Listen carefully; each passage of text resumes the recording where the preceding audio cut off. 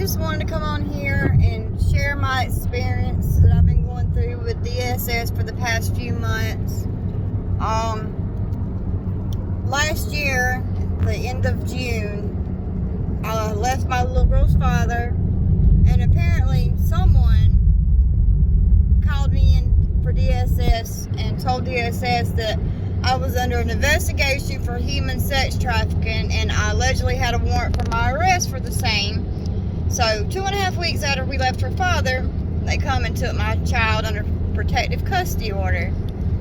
So my assumption is it was probably him, because I find it too big of a coincidence that 2.5 weeks after I left, they come and snatch my kid. So she was taken on a Friday afternoon about 6:30 p.m. We had court Monday morning, 9 o'clock. So I did not have time to attain, hire an attorney. But I went from there and went straight and hired a lawyer. And come to find out, this lawyer had no experience with DSS cases, family court cases, none of the above. So come December, I had enough money saved up to where I could retain a second attorney, which I was able to put down a down payment, fire her, and make payments, for the rest of the balance with him. But long story short, my court date was continued 3 times. So, Corona was out there, but this had nothing to do with Corona. This was mainly the guardian ad litem who asked for a continuance each time. Had me take mental health evaluation in August, done that, it come back clear. They said I needed another mental health evaluation, so everything was backed up. They wanted me to see their doctor. Their doctor was supposed to have me an appointment within 2 weeks. That never happened, so I eventually paid for my own, because my insurance wasn't going to pay for one back to back. So I went and paid $1,250 for come to find out it was a forensic mental health eval. Bad thing to do. Don't ever pay for a forensic one, because the forensic type takes everything into consideration. She took in my she did all the tests, gave me like 5 books of tests, and I passed all that, but she took in consideration of what the actual allegations was, which was false. I was never under any investigation. I definitely didn't have no warrant for no sex trafficking. She took in consideration everything the guardian had to say, and the guardian made sure she told lies to make me sound crazy. The guardian told her that the original DSS caseworker got reassigned because she thought she seen me riding by her house taking pictures. Come on. Like, number one, I didn't know nothing about this lady, didn't know her name until I read this in this report. And why the fuck would I be going by her house taking fucking pictures? Come on. What would I accomplish from that? So she told her that. Then she also told her that I said that my baby's father was having an affair with the DSS caseworker. I never said that, but she said what she had to say to make me sound crazy. So I passed all the testing, but this particular psychiatrist recommended for me to have another eval and for me to have medication management. Okay, so I had a third eval somewhere else. Past that. Past this. And this, let me go back. And so that second one recommended counseling, another eval, mental health counseling, and medication management. So I had the third eval. That doctor said that I was fully functional, mentally stable, didn't need any medication, didn't need any counseling or anything further. So we go back to court. Court gets continued again. This was the 3rd time, per the guardian. So we ended up going back to court this month. It ain't June yet. It ain't June till tomorrow. So we went back to court on May the 12th. And, so this guardian at this point, they had nothing to go on, because I never failed any drug screens, never failed no drug tests. I was doing everything they asked me to do. She even said I needed to continue doing the counseling, even though I had 2 doctors say I didn't need it, because the forensic eval I had recommended that because of what she said, the lies she told. So I'm still doing the counseling.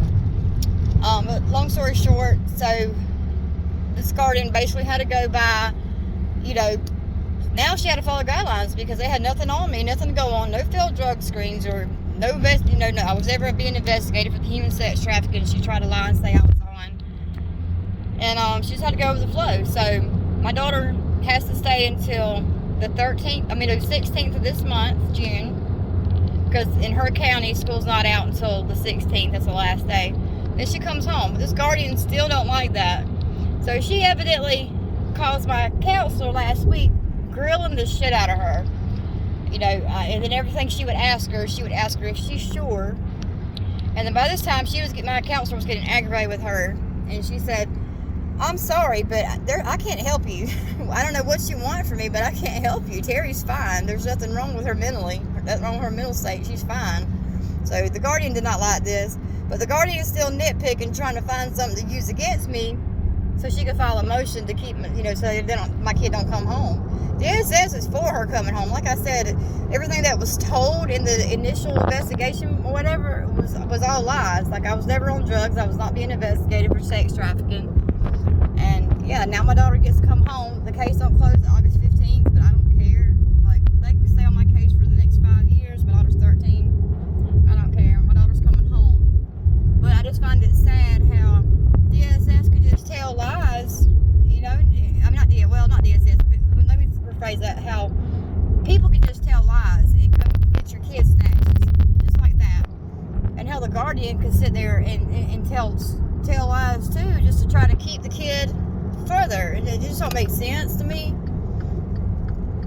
Like, I understand the need for her to be taken into emergency custody. That was, you know, some serious allegations. You don't get no worse than that.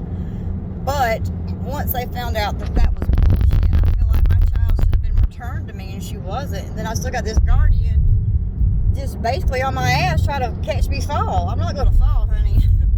I mean, I work, I got a job, I got my own place that we've had since, you know, 2 weeks after we left her dad. We had a place. Simple as that. We did stay in a motel for 1 week. Oh, 1 week and 3 days. Let me get that right. But I mean, I had money to rent a place. I was just looking, have my own transportation. I'm now working 2 part-time jobs instead of just one, just because it makes the time go by quicker. And once my baby comes home in 15 more days, I'll cut back on working so much. I've just been trying to pass the time. It's been hell. It's been hard. You know, I can finally talk about it without crying. Like, I couldn't even talk about it without crying, because it's the worst thing I've ever had to go through was to have my baby snatched. Like, I don't understand how people can just tell a lie and they just come take your kid without making sure it's true. And then when they find out that it's not true, you've got to jump through a whole bunch of hoops to get her back. It don't make sense. I had to hire 2 freaking attorneys, pay for a $1,250 evaluation. I've even paid for my own drug screens 3 times per my lawyer's orders, in between the ones they've given me, because, you know, me and my daughter both passed the test they gave us initially. They took her the day after we went and got them taken. Like, you know, the results hadn't even come back yet, but they were negative, as were the other 2 or 3 they gave me, and the other 3 that I paid for. But it just don't make sense. Like, it just don't make sense. But it's almost over with, so I just, you know, my counselor asked me, have I gained anything positive from this experience? No, I haven't. I mean, there's nothing positive that could come from this. My kid was taken for lies, and 11 months for, no, there's nothing about it. But then I got to thinking, well, one thing I did realize was it gave me strength, if that counts. But I told her, I had sent her an email out or leaving after I thought about it for a while. I would rather remain weak or weaker than having gone through what I had to go through. And my daughter, of course, she's been going through hell. We had a date visit this past Saturday, and oh God, she started squalling. I started squalling, and it just hurt so bad for her to hurt like that. And I told her, I said, we don't have much longer. It's almost over with. She's got to be home. But it sure tested my strength. It sure made me stronger. But I would have rather have remained weak as hell than had us both. Like, you say me, us, go through what we have. It's just not right. And just how that guardian, she's just a bitch. Like, how could she sit there and alter the results of my evaluation by telling fucking lies and nothing could be done with it? Like, we were supposed to have the trial. Like I said, it was rescheduled 3 times. Finally, I just went ahead and they said, well, she can come home this day. I said, well, instead of taking the trial, I'll agree to whatever. That way I know for 100% she'll be home on this day. And that's what we did.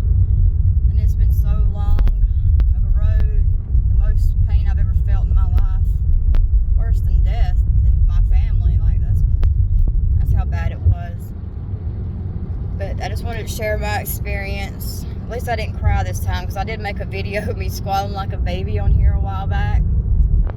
But yeah, just I'm trying to build some subscribers on this channel.